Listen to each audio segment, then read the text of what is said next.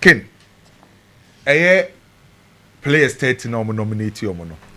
Player ba kwa mani agema ne pa ne Sesko McTominay. Yes, come McTominay die no. Menya sure say nipa dodo na no eyima agency ebedru 2025. Na ye nominate 30 players or Ballon d'Or ebebo Sesko McTominay. Italian football of the year. Yeah. And no deserve wa born homode. Na me hwe list nim nyina na Ken. Menim se kwaku ni bigi ba be rempa. Me ya for Caicedo. Moises Caicedo me bobo di no ni diamam. Me wanwa pa. Me jitu mu say Chelsea eba Europa o man compete at the highest level so mo bo Champions League. Na Chelsea bo UEFA Conference League. Nemum players be bromo list ni ma omo bo UEFA Champions League na se fonya no mo nye better than Caicedo. Me wanwa for Caicedo. Moises Caicedo. Yes. Caicedo esa ko yi wan Joshua Kamichi wo mo. There be onim. Onim okay. Omo mamam ni Caicedo Kamichi mo ne hwan. Say obi ti say Enzo Susu ambem. Enzo Fernandez Susu ambem. Kukureya ambem. Kuku. By personally Kuku ambem. Personally Kukureya. Personally Caicedo die. Caicedo Enzo Fernandez. But mo nyina tin say Kukureya. Kukureya de bibi BM so bem. Me wanwa kakra.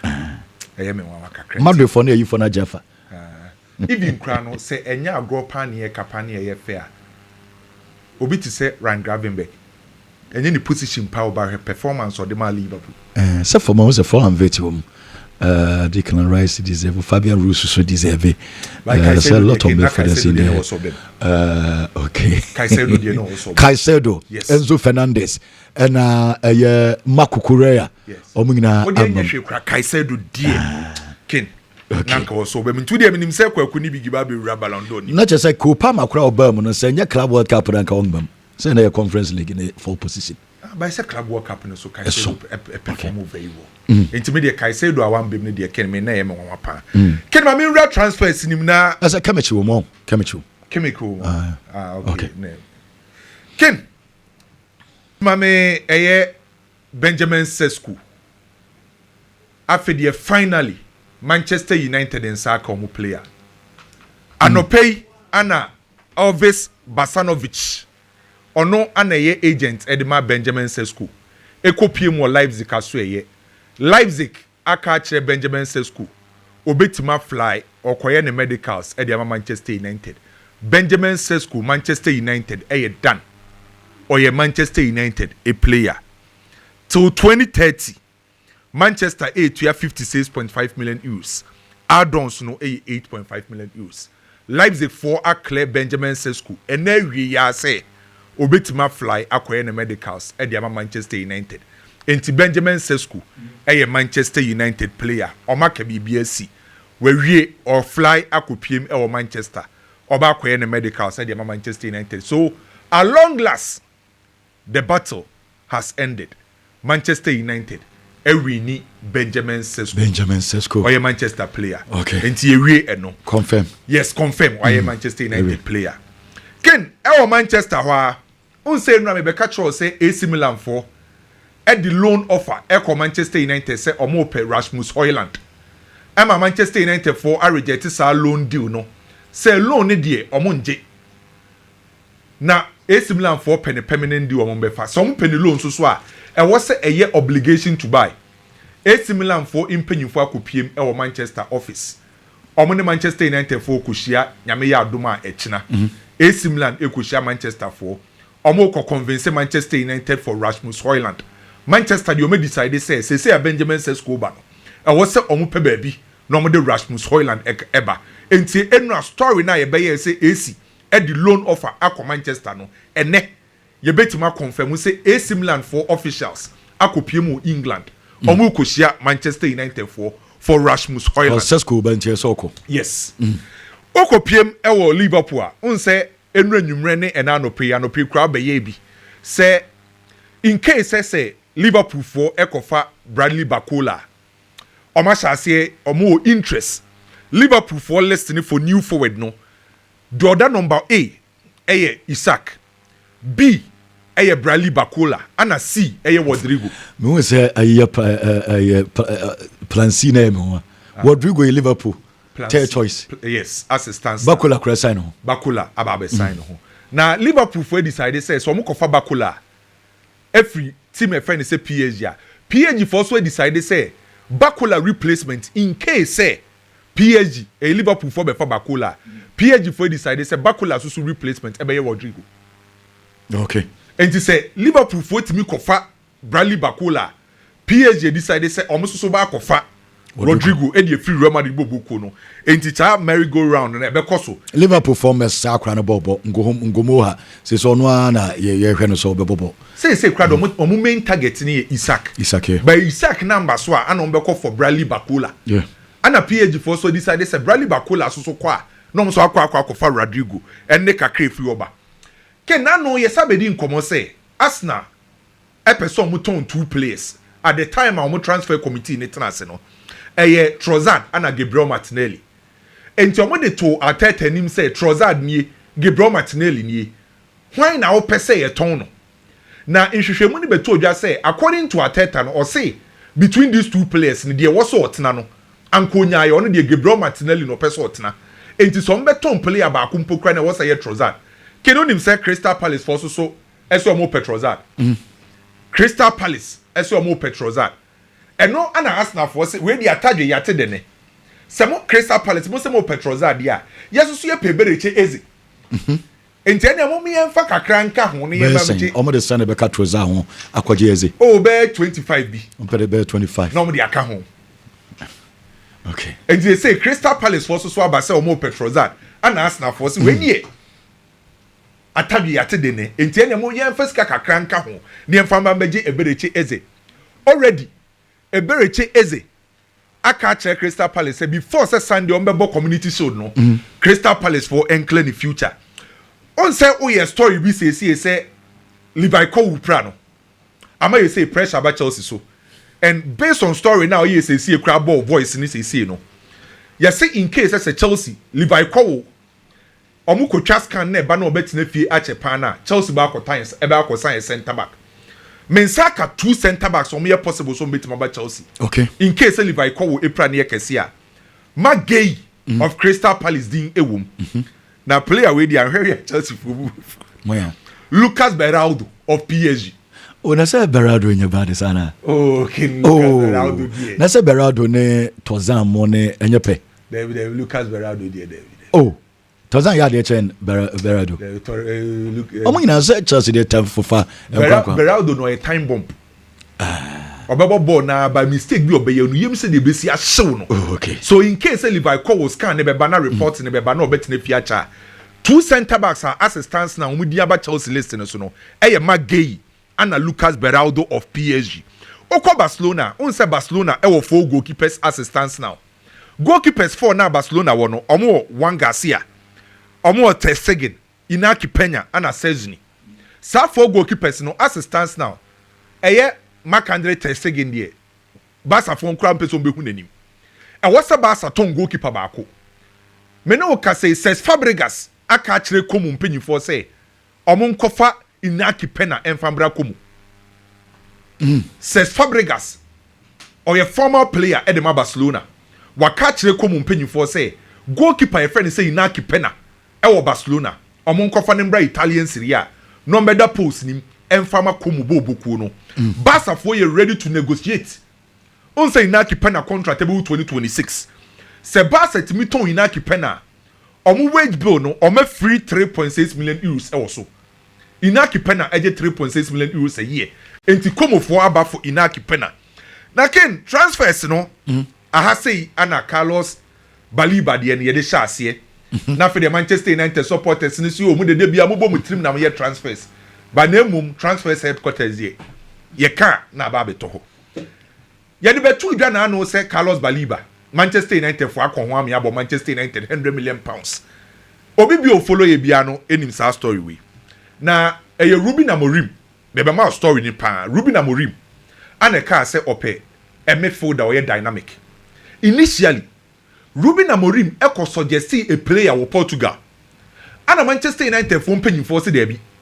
E wo se omo players also omo fa especially won finfin wo se oye obi a o te Premier League na se.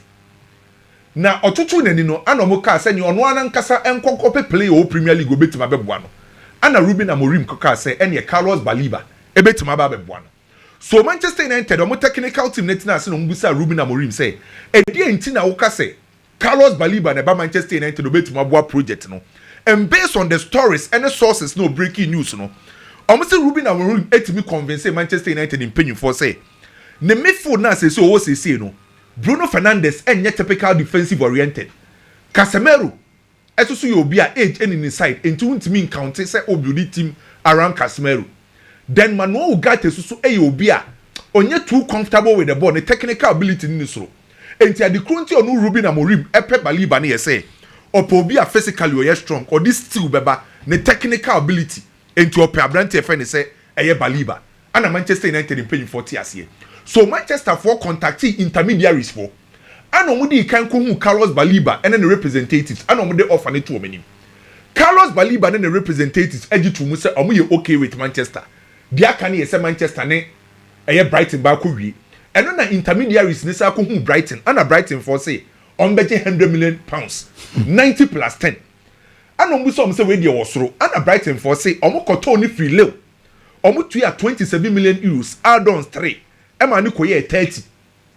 And when the contract nim say Brighton a turn a lew for benya 15% sale on clause. And to muntimi dis kaketu bia. Yasemo. Lew e wo 15% sale on clause. 100 million for Baleba. And Manchester and Manchester United so e ka say omo value boy no 60 plus 10. Okay. And you say you trend here ba akwa kosie. Newcastle for the 50 million euros e call Real Madrid for Brahim Diaz.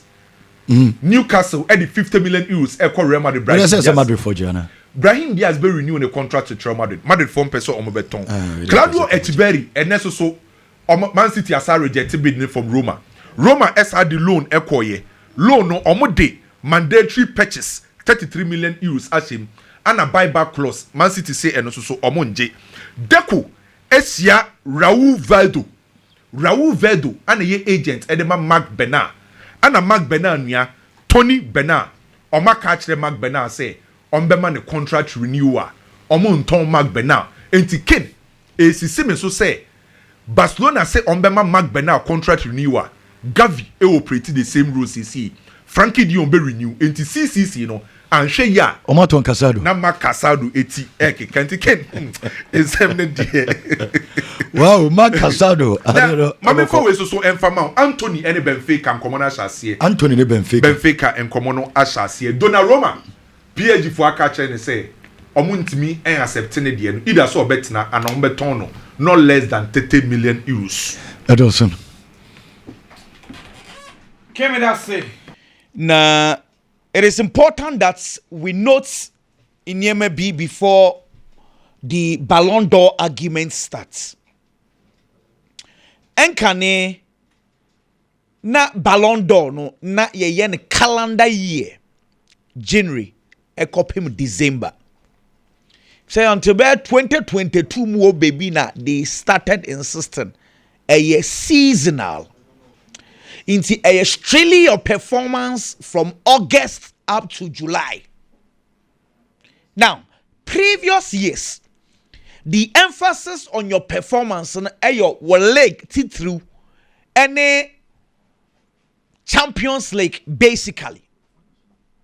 Because Champions League in the not to say Umbo Conference League I won't count, not to say Umbo Europa League I won't count, but normally Umbo Champions League emphasis no hobby bree patronti ase omken okay inti afi ebesa kakra because weight of the club world cup no previously now your bottom one keke but this time around the weight of the club world cup will also play major role inti enkane club world cup ne bottom keke inti yaya discussions the crown yefa who deserves the Ballon d'Or.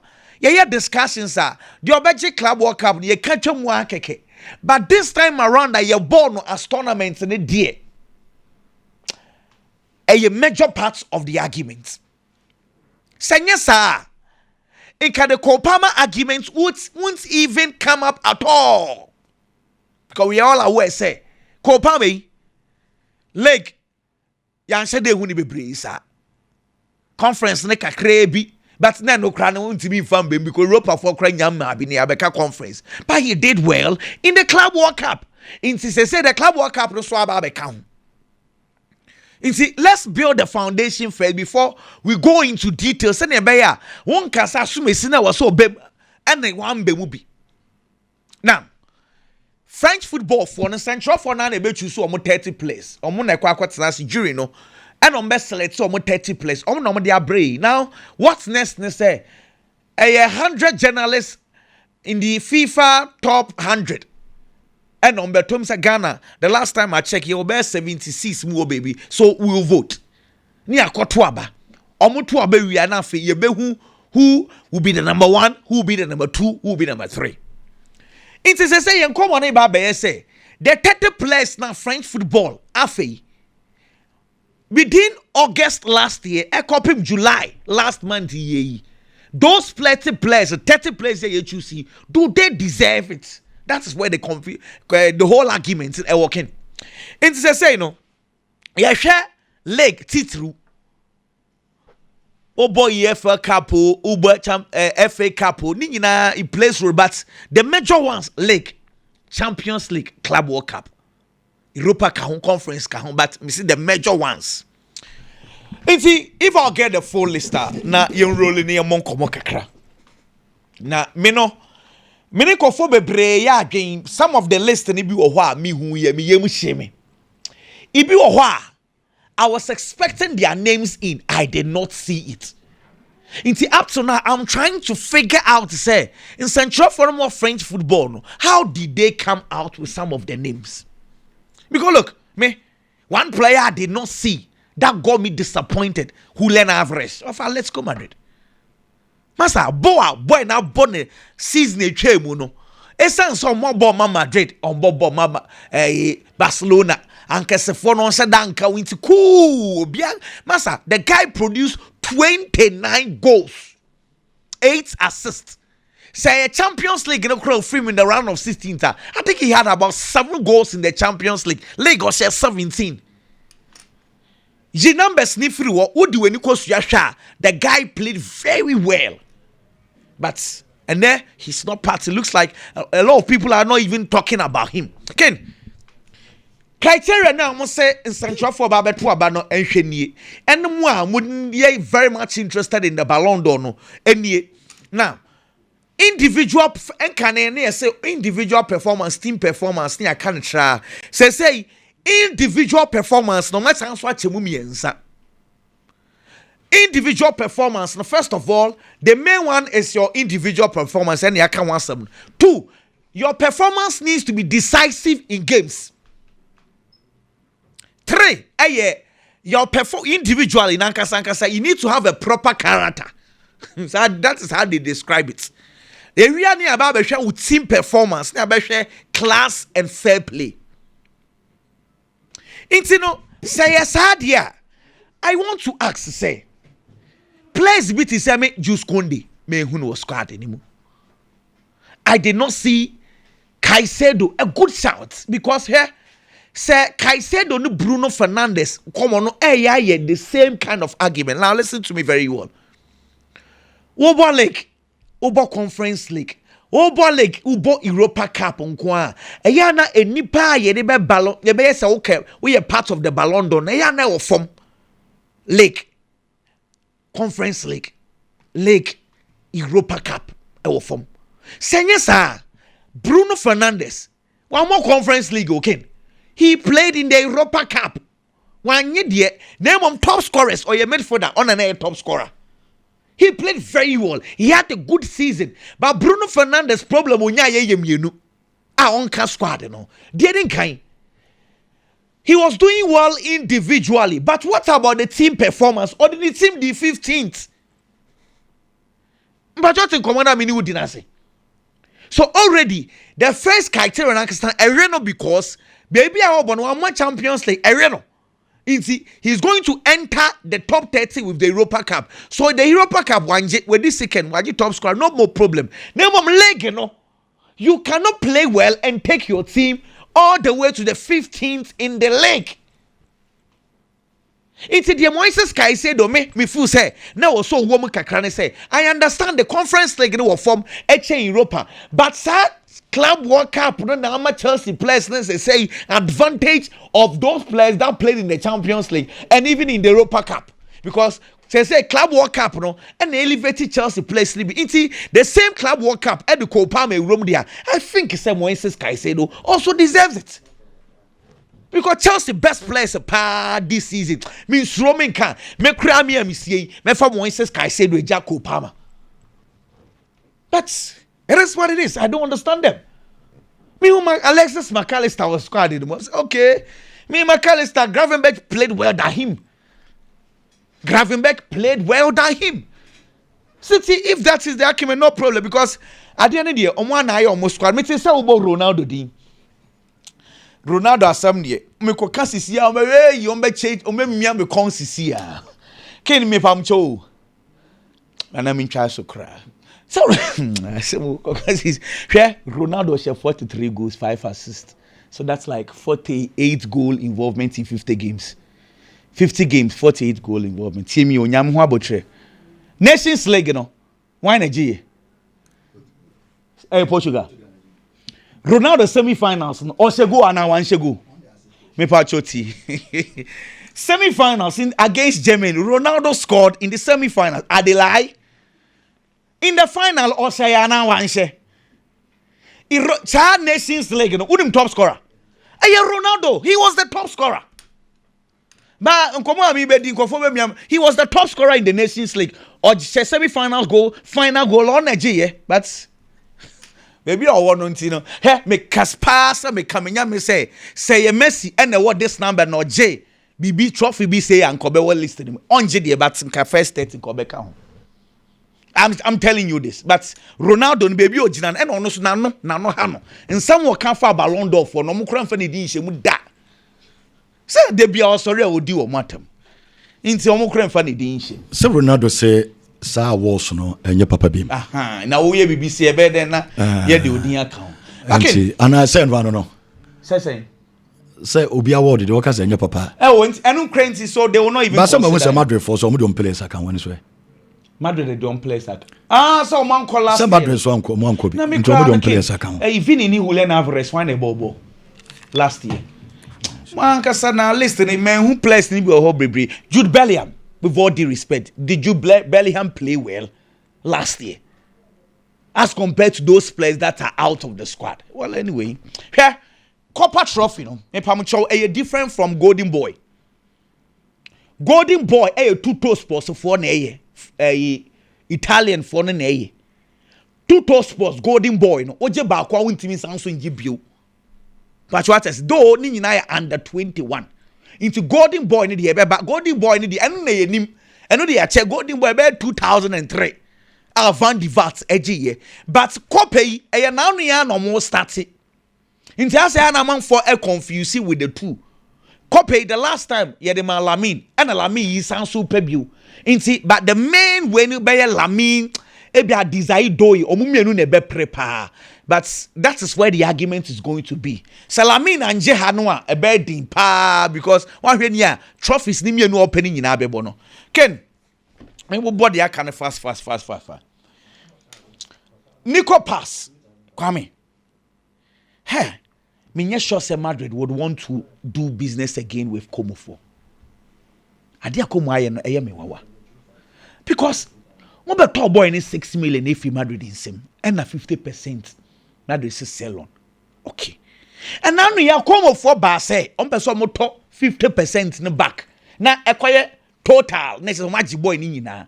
They were giving Madrid 6 million po.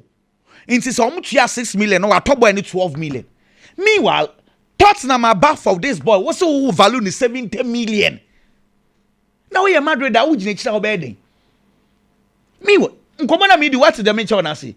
Or beji boy in total 6 plus 6 now 12 million. No akwa twa Tottenham 70. Now what the Madrid business is here. We are ochina bi no be. Now, the easy way out they say Madrid can tell Tottenham to wait next season obetu 10 million. Otu 10 million or Tottenham craft 40 million. Na Madrid dey nyam so. It makes a lot of sense.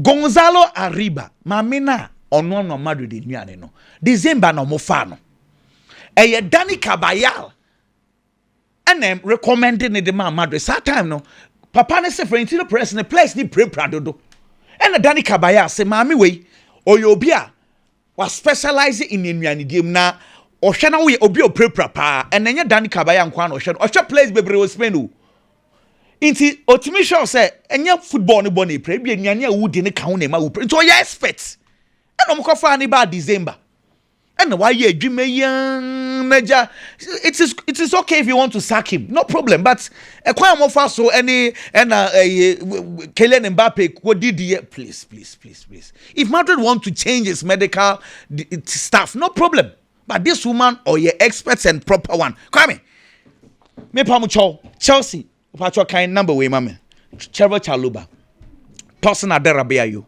Josh Champon, Wesley Fofana, Jaro Hato, Levi Cowell, Bediashel, Aaron Saminho, Disasi, Renato Viega, and yet 10 center backs. And yet 10 center backs na mabo mudi. Center backs Maku 10. And the Levi Cowell most Chelsea Sankoto center back fufuro. Center backs on 10. I'm going to for Fraba. No. Please. Okay. You know, first mommy. The right opportunity to give Jaro Hato opportunities for him to play. Hato, to me, baby. Oh, I left footed. The profile need to say Levi Call with Pepe Po. Scowl. World champions. Mr. Why? Scowl. It'll be from America by Inche. And now, Kwame. So, world champions, Scowl. Because minimum say 10 center backs and about 4 of them they guaranteed they would leave the team. But still now, because Levi Cowley is not going to stay for the whole year. Acha bear 6 months, he's going to be back. Any year crash Acha because we are waiting for the doctors. But quarter crano 4, 5, 6 months, he's back. So what is the problem going to buy another center back? Unless he said maybe a Chalobah money dear bear about 6 out of the 10 I mentioned. Chelsea were plans of letting them go. Because Magay, you know, Ken, or you'll be a or bar won't me finance now bench you. Imagine say Chelsea goes in the market but buys Magay. Now the Levi Cowell got 9. These are all English international. Finally, Ter Stegen, his captain, has been taken. Yeah, Francio, me don't say. Na big imra. Capito. As on your capito bim. Big Bramu kakra, but Mr. Ramo, you bet me, and I say, Morris ABC games, you know, draw no enche, ebetosu sisia. Now you have 3 letters from A to Z. The wafa, and I say, audio or mombe winning. The letters ebeba se B nebeba. K nebeba, E nebeba, F nebeba. Yenin komo. Ballon d'Or coaches are on my bomb homodin we are sepa. When it comes to the coaches aspect there. Menya sure say Obini Luis Enrique be pre. Hey, Enzo Maresca be catch us 2 trophies. 2 big trophies. Enzo Maresca. Yeah. Obeka say waji 2 trophies. Yes. Essential final. Yes. Bebacho inti untimi nka say obia na obi mpre. Yes. I am a dese sound common bum. I am going to go for Luis Enrique. But I am happy for Enzo Maresca. Inti untimi nka say obi ntimi ne compete. Ken because kasa Enzo Maresca ti we be hana pa. O bonus and 3.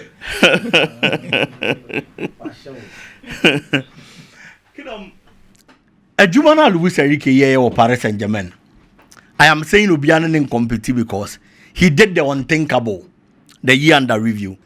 So her Paris Saint-Germain Boboku noa. Boboku when it comes to the Champions League. Say Baba Beji Champions League na Nkasano. Since the inception of Paris Saint-Germain, there is no coach. Watimi aji Champions League ni bida. Uye nuni free one ma. France mine kakrakana eda hono no. There is no team in France. No netimi aji the continental treble da. Obianye bida. Not even those giants. Ana in the past. Omo boss the French League Olympic Lyonnais any Marseille. Not even these teams the team yes are there no. And these things are coach friend Luis Enrique here, you know. He did the unthinkable. And me feel say no a placing above all the other coaches when it comes to the best coach of the season or Ballon d'Or him. But at the end of the case, I'm happy for Enzo Maresca and say, Ken, Enzo Maresca had never taken a main team job.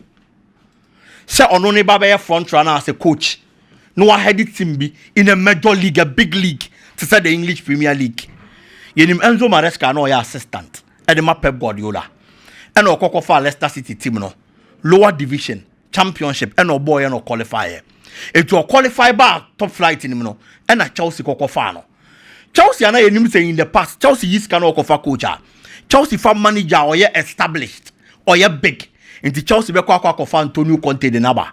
Chelsea be kwa for big coaches. Carlo Ancelotti num, Jose Mourinho num. These were the coaches and Chelsea first kakokoto. Ediba. Now for Chelsea kwa for coach. A manager on handle club or top flight football muda. And a Chelsea kwa naba. So a lot of the Chelsea supporters are dear friends say GDA pa. No money be papa ni mu. Papa ne buy. Obi at in China or he. Nipa you need, but you have to come and prove a point to everybody. Say you are a good manager. I'll bet me a boama near my concama club. No, you share English Premier League in Nasi. The first game it was against Manchester City. It was Stamford Bridge. No, at Tenefi, Manchester City Bobo Kuna Baba Beshedi 2-0. Then the doubters start. So you can say on Yadi, you can say Jumano to me, you can say on Moye. Now, man, for shall see on Mokasa. The next game he wins. No, I share Wolves after that game. Now, if you want 2 matches on the trot, not draw say bem, not loss say bem. At a point, now Papa na bono home early December. Premier League no that show. I find a GDN chance yes eba. A lot of the supporters felt say baby Obaba be doing there. Chelsea bet me at the Premier League impo. E dey free obi ansem. Sign and near Merco. Late December, January, Muna chance yes sir. No about draws me no. Lucy matches me no out of 4 consecutive Premier League games. Now man for shall see a Casabium. Na GDN na sounds what take off from. But in all these problems a papa ne firm or make sure so be keep the focus. No why Chelsea team in one juma consistently. Na baby say all the team ni kokoduru no. What team the team no akwa koduru. Ye both season ni we no. Na Chelsea about be the 4th e Premier League table no so. Now they are going into the Club World Cup. Conference League ne kwade na man form fan count nipa rating count because that is not the Chelsea level and standard. You rock Club World Cup anymore. Huge expectations. At the end of Papa de Baba ye. Because repair. So default to Premier League mu. Now the Conference League.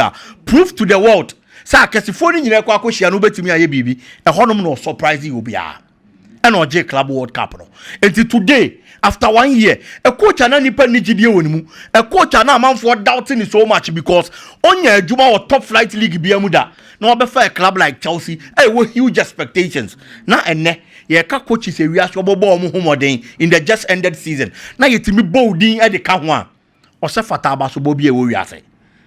And that is why I'm saying the papa friend is Enzo Maresca. I am extremely happy for the man. And this particular nomination, a motivation for him to see the Baba be remno, obetimi aye more, and the ama Chelsea team and any supporters. Okay, moving on. But still on Chelsea. Level call injury no. Any a home seminar no. I feel saying in football, almost every big club I will say, bia our tiny successes, any laurels biano. In almost every department, or park and so, you are going to need a commander or a director. Our bebo. Into top clubs in a way Arsenal. Last season, Barcelona Bobo Kona.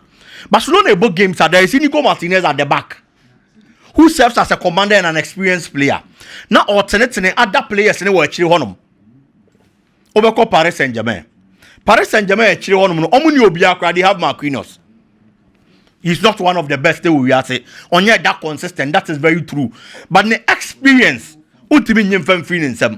he's there for Paris Saint-Germain Bobo Kuna. Other players no more actually on or serve as a commander at the moment. Liverpool Bobo Kuno. They have Van Dijk at the back. Centrally. Our Boato Tonyama were actually on Edema Liverpool Bobo Kuno. Manchester United now and the Nimpono. They have an experienced central defender to say Harry Maguire. Ewoho. Shabom of last season. Look at the performance of the team. No money Obiakra. You can talk about Ilya Zabani. Any player friend said Dinhausen.